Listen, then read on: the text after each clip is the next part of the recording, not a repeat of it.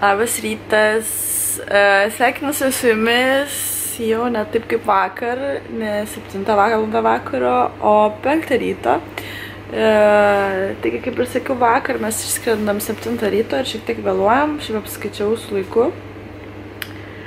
Ir taksistas jau mūsų laukia, aš jau susiruošus, kad pastebėt kažkaip, nežinau, šį mėnesį aš susiruošiu, atsikeliu ir visą kitą anksčiau negu maniškis. Tai va, kai išėjausiai dar buvo duše, aš jau susikrovau daiktus, laukia pačioj ir taksistas jau mūsų irgi laukia. Tai štai toks mažytis rūkas Budapešte 5 valandą ryto.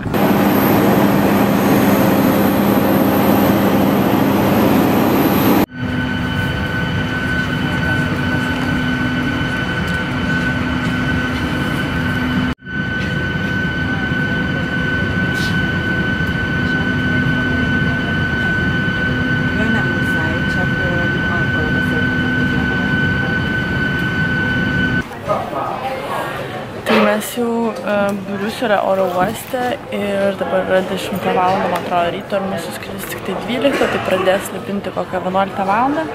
Aš pasiėmiau savo minimalius pusryčius.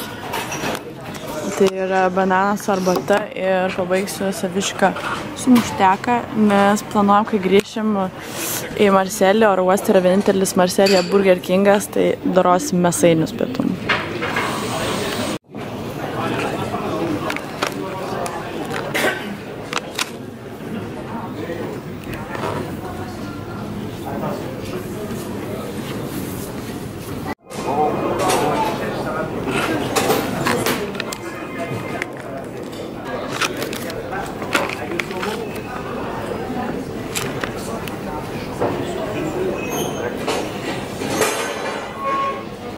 Panas, žiauriai nenorėjau jūsų palikti šiandien vėl su tokiu pačiu video kaip ir vakar ar kai užvakar, su labai trumpu ir man bent jau, tarkim, neįdomiu.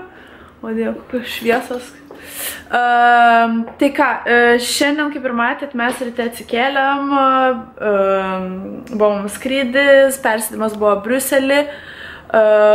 Briuselį prisipirkau šokoladų ir šiaip berako visokių guminukų ir panašiai. Tada grįžom čionais į Marselį, aš iš karto nuvariau į dušą, tada variau į sporto salę, žinau, kad keista varyti į dušą prieš sporto salę, bet tiesiog man taip reikėjo, būtent po skrydžio visą laiką man reikia nuspraust. Variau į sporto salę, iškart po sporto salės greitai vėl nusiprausiau ir varėm šnekėtis darbo reikalais, nes pas mus yra dar vienas naujas projektas, tai dabar yra jau 3, vienas yra jau pakeliui, antras taipogi, tik tai, kad ta pradžia pačia. Ir 3, tai dabar tik tai patys planai, idėjos ir panašiai. Tai dabar turėjom susitikimą tokį prie vyno taurės su associate, nežinau kaip pasakyti, su ne bendradarbiais, associates. Nu, žodžiu, parašysiu čia kur nors, nes labai skubu ir labai greit šnekant man dabar persvers nuo prancūzų kalbos į lietuvių žiauriai sunku. Tai va, turėjom tokį susitikimą pusiau Lepirų, prancūziškai vadinama, ir dabar aš greit grįžau namo ir yra šiandien dar gimtadienis mano vaikino geriausio draugo. Ir aš būtinai privalau jį nuvaryti ir aš esu žiauriai pavargus, nes miegojau 2 valandas, turėjau 2 skrydžius, variau į džymą, buvau 2 valandas, tada variau į susitikimą ir dabar varau gimtadienį. Ir aišku, ten daug ko jums nepafilmavau, džymę nieko nefilmavau, tam susitikime nieko nefilmavau, nes, nu, aišku, neprofesionalu. Tai ką aš galvoju, greitai jau parodysiu tada, kas buvo mano, palauk, įsijungsiu aš tada šviesas, kas buvo mano advento kalendoriuje. Blemba, kur man čia nusinešti. Palaukit, pasikrausiu telefoną, nes turiu 0 bateriją. Ai, kaip į mano maikę, antisocial. Kartais būtent taip jaučiuosi. Ne kartais, o dažnai, kai žmonės užknisa. Kaip man tas kalendorius. Blemba.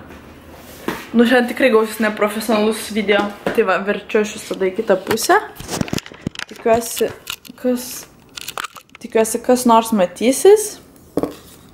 Žinokit, aš nežinau, kelinta diena šiandien. Blemba. Šiandien yra 8. Ai, jo, 8.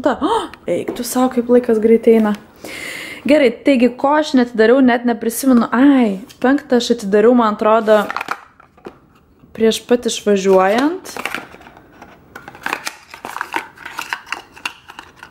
Jo, šitą jau buvau jum atidariusi.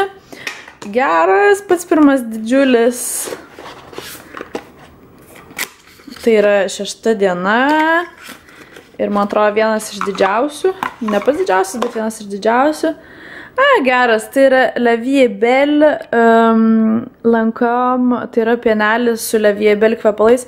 Man jie, nelabai patiko, aš jos dovanojau mamai, tai jie grinai man tokie skanus, bet labiau tokiom vyresnėm moterim.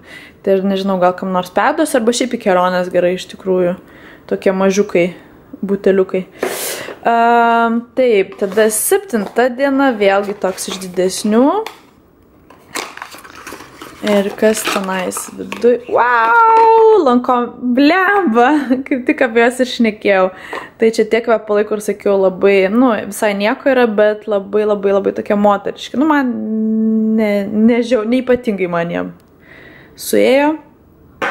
Taip, ir ką, tada gal ką nors geresnio gausim iš 8 dienos.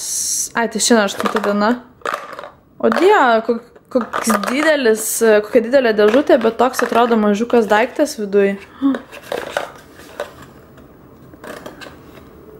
Laukit. Geras, pieštukas. Tai yra Lancome's juodas pieštukas, man atrodo. Jo. Juodas pieštukas, kurio aš irgi nenaudoju. Aš tikrųjų tiesą jums galiu pasakyti, kad aš nežinau iš tikrųjų, kodėl aš šį kalendorių įsigijau, nes, aš juk vis tiek nesidažau tuo labiau juodų pieštukų ir daug daiktų aš nenaudosiu, tai gal atiduosiu kam nors. Ir džiaugiuosi tik tai dėl tų visokių serumų, kremų ir panašiai. Tai va, toks buvo mano kalendorius. Blemba, jau beveik pusės nėra. Tai va, grįžta šitą pasiūs, nepykit, aš manau šukuosinę galva neplauta, tai dabar greitai varysiu išsiplauti galvą, susiruošiu ir varysiu į gimtadienį, tikiuosi aš nemirsiu tenais, nes aš esu žiauriai be galo pavargus. Ir pasidarysiu dabar kavos ir, norėjau jums parekomenduoti šitą aparatą kavos, žiauriai fanas, kas mėgsta tą įprastą juodą kavą ir kas ten pieno įsideda retkarčiais, tai labai rekomenduoju. Tai tą Nescafé tiesiog aparatą, tą tokį, kaip čia lietuviškai, tą tiesiog tradicinį, kur visi turi. Ir jis nėra labai brangus, jis kainuoja, man atrodo, tarp 8 ir 100 eurų. Ir žiauriai patogu.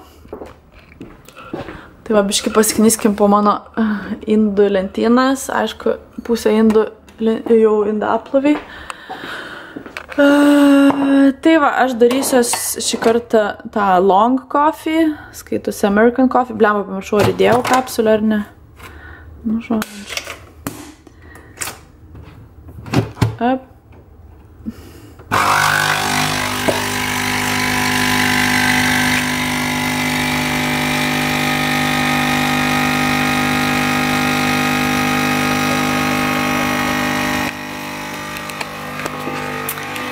Ir ką, norėjau per šį video irgi pabendrauti su jumis, nes visą laiką šnekėdavau apie save ir net sulaukiu komentarų po savo video.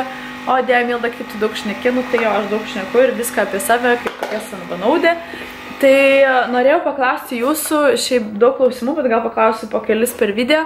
Tai norėjau paklausti, kokie būtent jums šie metai, ar dovanojate daug dovanų, ta prasme jau tų tokių materialių, tokių brangesnių, fainesnių ir panašiai, ar tiesiog dovanojate ką nors rankų darbo, kažką jūsų pagaminta nebrangiai ir po to, kam dovanojate, ar daugeliu žmonių, ar tik artimiem žmonėm. Na, iš tikrųjų, būtent šiandien noriu paklausti apie dovanas, nes aš pati sakau, kaip ir turiu siųsti dovanas ir jau man labai laikas spaudžias tom visom kelionėm ir darbais. Aš nieko nespėnu, jau šiaip pusę dovanų turiu, bet man dar liko labai daug. Ir nežinau, papasakokit man tada apačioje, ką šiandien ir kam per šias kalėdas dovanojate ir gal kažkokių idėjų man patarsite, ko man trūksta, tai būtent vaikinams. Mano geriausiam draugui Lietuvoje, mano broliui, tėčiai jau žinau, ką dovanosiu.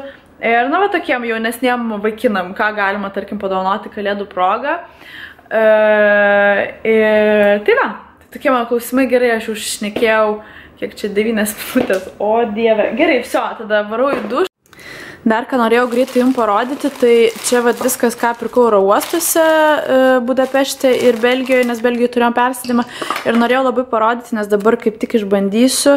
Tai yra dezodorantas, aš šiaip naudoju purškiamus, bet mane šitas labai patraukia, nes jisai šaldantis, gaivus dezodorantas su vervenė, nežinau, ar lietuviškai tarėsi taip, sakosi taip, ir su citrusiniais vaisiais iš L'Occitano, tai žiūri, laukiu išbandyti, jis yra pieštukinis, aš jau milijoną metų nebenaudoju pieštukinių dezodorantų, bet jų aš šiaip pasilgau, tai vaduosiu jums žinoti, kaip jisai būtent veikia.